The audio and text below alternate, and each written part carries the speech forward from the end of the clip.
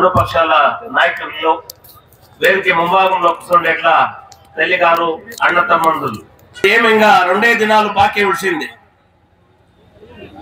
యుద్ధంకి 2 దినాలు బాకీ. ఇవద్దు మనము మాట్లాడతా పోతే చాలా ఉంది. ఇవద్దు కాంగ్రెస్ బంధువులు వాళ్ళకు ఉండే అజెండా ఇవద్దు ఏమంటే లేదా బీజేపీ పక్షం దూనాడేది లేదా జేడీఎస్ పక్షం వాళ్ళు దూనాడేది. ఇది ఇడిస్తే ఈ అజెండా ఇడిస్తే వేరే అజెండా వాళ్ళ ముందు లేదు. మన ముఖ్యమంత్రి అయిన సిద్ధరామయ్య వాళ్ళు చెప్తారు మిస్టర్ దేవేగౌడ అని. అవును, ఆయన మిస్టర్ దేవేగౌడనే. ఒక రైతాపి కుటుంబంలో పుట్టిన ఒక దేవేగౌడు దెహలీలో కెంపు కోట పైన భారత భావటమని ఆలోచించేట్లా ఒక దేవేగౌడే మీరు మిస్టర్ దేవేగౌడ అని పిలిచేది. ఒక్కసారి వెనక్కి చూడే సిద్ధరామయ్య, నీ రాజకీయ భవిష్యత్తుని వెనక్కి చూడే. నువ్వు రాజకీయంగా ఎట్లా పైకి వస్తే రాజకీయంగా నేను అన్ని బిల్లులు బడ్జెట్ మండలి చేస్తే ఉప ముఖ్యమంత్రి అని చెప్తావో ఆ యాడను ముఖ్యమంత్రి అయింది, అన్ని బడ్జెట్లు యాడను మండించింది. అదే దేవేగౌడ ఆశీర్వాదం కాదా? అట్లా దేవేగౌడని నువ్వు మిస్టర్ దేవేగౌడ అంటావు. ఈ వద్ద ఆయనకు 91 ఏళ్ళ సంవత్సరము, 91 ఏడాది దేవేగౌడకి. ఈ వద్ద కూడా రాజ్యసభలో కర్ణాటక రాజ్యం నీరావరి గురించి మాట్లాడతాడు దేవేగౌడ్. ఆయన వయసు 91 వయసులో, 91 ఏడాది వయసులో ఈ వద్ద రాజ్యము రైతుల గురించి మాట్లాడతాడు. పార్లమెంట్ లో కావచ్చు, ఈడ విధానసభలో కావచ్చు, ఆయన చేసిండేట్లా మాట్లాడినట్లా సంపూర్ణమైనట్ల ఇతిహాసం తీసుకున్న యావత్తు ఆయన మాట్లాడేది రైతుల గురించి, ఈ రాజ్యం నీరావరి గురించి. అట్లా అని మిస్టర్ దేవేగౌడ అంటావు. నువ్వు మిస్టర్ దేవేగౌడ అంటే అదేమో ఆయన వర్చస్కేం తక్కువైలా. నువ్వు మిస్టర్ దేవేగౌడ అన్న కూడా ఈ తాలూకు ఈ రాజ్యం జనాలు ఆయన్ని హృదయాల్లో పెట్టుకొని పూజిస్తా ఉన్నారు.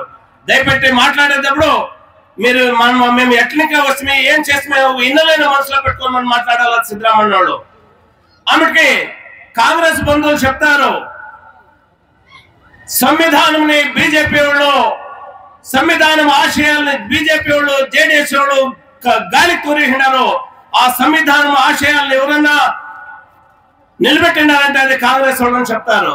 కానీ ఒక ప్రశ్న మిమ్మల్ని ప్రశ్నిస్తాను. ఇవద్దు అంబేద్కర్ వాళ్ళు సంవిధానం రాసి ఆ సంవిధానం అడిలో ఉండేట్లా పోస్ట్ ఏదంటే రాష్ట్రపతి పోస్ట్ ఆ పోస్ట్ లో ఉండే ఆ పరిశిష్ట జాతికి చెందినట్లా మన గౌరవాన్విత రాష్ట్రపతుల్ని ఏకవచనంలో సంబోధిస్తావు, ఏకవచనంలో మాట్లాడతావు. సంవిధానం ఆశయాలు ఉండేవాళ్ళు ఒక సంవిధానం పోస్ట్ లో ఉండేట్లా ఒక తల్లిని మీరు ఏకవచనంలో మాట్లాడతారు. ఇది ఎంత మటుకు నిజం అనేది మీరు ఆత్మవిమర్శ చేసుకోవాలా. ఇప్పుడు సంవిధానం తీసుకొస్తారు మీరు, వీళ్ళు బీజేపీ వాళ్ళకి అధికారం ఇస్తే సంవిధానంని తిద్దుపడి చేసేస్తారు, సంవిధానం తీసేస్తారు అని తీసేసి తిద్దుపడి చేసేట్లా సంవిధానంని మన అంబేద్కర్ వాళ్ళు రచించలేదు. సుభద్రమైనట్లా ఒక సంవిధానం రచించేవాడు మన అంబేద్కర్ వాళ్ళు. ఒక నిజం మీ ముందు చెప్పాల్సి పడుతుంది.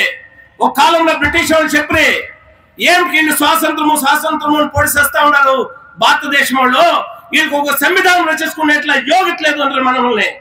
కానీ అదే బిఆర్ అంబేద్కర్ ఎవరు ఒక సంవిధానం రచించి ఇడీ విశ్వానికి చెప్పా భారతీయులు మీరు అన్నట్లు దడ్లు కాదు, వాళ్ళ ప్రభుత్వాలు బుద్ధివంతులు నేనే చెప్పి ఒక సంవిధానం రాసే మూలంగా ఇడీ దేశానికి సందేశం ఇచ్చినట్లు వాడు బిఆర్ అంబేద్కర్ వాడు.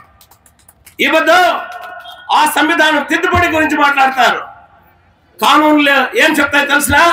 ఈ దేశం గౌరవాన్విత సర్వోచ్చ న్యాయాలయం చెప్తుంది కేంద్ర సర్కారుకి ఈగాగలే ఇప్పటికే ఆదేశం ఇచ్చింది ఏమని, మీరు తిద్దుబడులు చేయండి. ఆದ್ರೆ ఆ తిద్దుబడులు చేసేటప్పుడు సంవిధాన ఆశయాలకి తొందర రాకుండా చేయాలని ఇప్పుడే కేంద్ర సర్కారుకి ఆదేశం ఇచ్చింది. అట్లాంటప్పుడు మనసు ఇచ్చే ఎవరు కూడా తిద్దుబడులు చేసేది కానీ ఆ సంవిధానం బదలాయించకపోయేది కానీ అది అసాధ్యం పని. వాళ్ళు ఏమే చెప్పినా కూడా దాన్ని నమ్మద్దండి అని మిమ్మల్ని అందరూ కూడా నేను కోరుకుంటా ఉన్నాను. ఆత్మీయులారా, ఇవద్దు నరేంద్ర మోదీ వాళ్ళ గురించి మాట్లాడతాం. నరేంద్ర మోదీ వాళ్ళ గురించి మాట్లాడితే పోతే ఇవద్దు వాళ్ళపైన లేనిపోయిన టీకా ప్రహారాలు చేస్తారు. ఇడీ విశ్వమే కొండాడుతా ఉంది నరేంద్ర మోదీ వాళ్ళని. మన ఆడో పేపర్లో చదివితే అమెరికాలో ఉద్యమం చెప్తాడు మహానుభావుడు, భారతీయులు మీరు ఏమి చేయక్కర్లేదు, 24లో వచ్చే ఎట్లా ఎలక్షన్ లో ఒక మోదీని మీరు కాపాడుకోలేదు అంటే మీ దేశానికి ఆపత్తు తప్పింది కాదు అని చెప్పిండాడు. కానీ మోదీ వ్యక్తిత్వం వేరే దేశాల్లో ఉండేవాళ్ళకి అర్థమైంది, మన దేశంలో ఉండేట్లా మన కాంగ్రెస్ నాయకులకు అది అర్థం కాలే. గ్యారంటీలు ముందు పెట్టుకొని పోతారు. నిజమే, మీరు ఇచ్చిండే గ్యారంటీలు ఎంతవరకు గ్యారంటీ? నేను రాజ్య సర్కారానికి ఒక సలహా ఇస్తాను, ఈ గ్యారంటీలు ఇవ్వదు ఉండొచ్చు, ఇంకో సర్కారం ఇస్తే అది పోవచ్చు.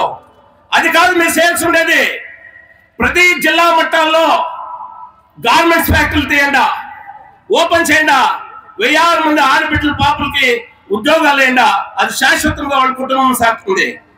ఒక స్మాల్ స్కేల్ ఇండస్ట్రీస్ ను ఓపెన్ చేయండి, కైగారికలు స్థాపన చేయండి, ఒక అంత జనాలకు ఉద్యోగాలు వేయండి, వాళ్ళ జీవన పర్యంతము మీ పేరు చెప్పుకొని బతుకుతారు.